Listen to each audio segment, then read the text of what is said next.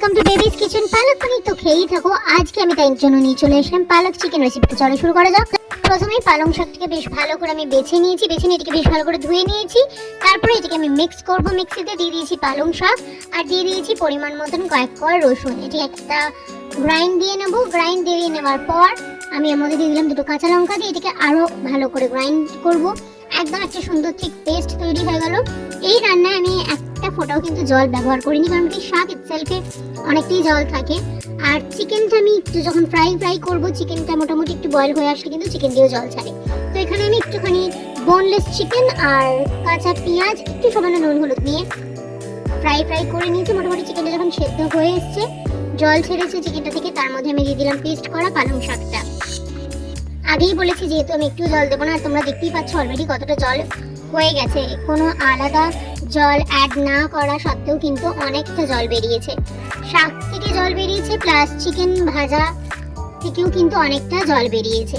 তো তোমরা দেখতেই পাচ্ছ। এবারে আমি পুরো জলটাকে শোকাবো, পুরোটাই ফ্রাই হবে। তো জলটা শোকানো পর্যন্ত আমি এটাকে নাড়তেই থাকবো। এটা কিন্তু কনস্ট্যান্ট নাড়তে হয়, না তলা লেগে যেতে পারে। তো জলটা একটু যখন শুকিয়ে এসছে, তোমার দেখতেই পাচ্ছ শাকের কালারটাও চেঞ্জ হয়েছে। তো এরপর আমি দিয়ে দেবো এতে পরিমাণ মতো নুন দিয়ে এটাকে বেশ ভালো করে আরেকবার নাড়াচাড়া করব, করে আরেকটু জল শুকাবো। এবং তারপর আমি দিয়ে দেবো পরিমাণ মতন চিনিটাও যার যার নিজের স্বাদ অনুসারে দিও।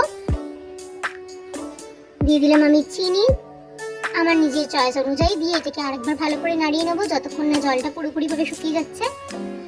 আমি এটাকে বেশ ড্রাই পছন্দ করি, রুটি দিয়ে এটা খেতে খুব ভালো লাগে, এবং আমি কয়েকবার বেশ ভাত দিয়েও খেয়েছি, আমার বেশ ভালো লাগে।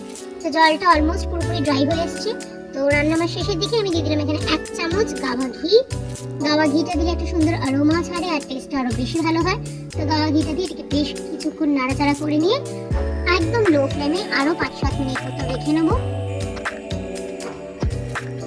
5-7 মিনিট আর একটুখানি লো ফ্লেমে রেখে নিলেই রেডি আমার পালক চিকেন। তোমাদের সকলের কাছে রিকোয়েস্ট রইল, অবশ্যই তোমরা সকলের রেসিপিটি ট্রাই করো। খুব ইজি এবং চটজলদি রেসিপি, বাটাবাটি কোনো ঝামেলাই নেই। তো রেসিপিটা তোমরা সকলে ট্রাই করে আমাকে কমেন্ট করে জানিয়ে তোমাদের সকলে কেমন লাগলো। দেখতে থাকো বেবিস কিচেন। দেখা হচ্ছে খুব শীঘ্রই নতুন কোনো রেসিপি নিয়ে। Thank you.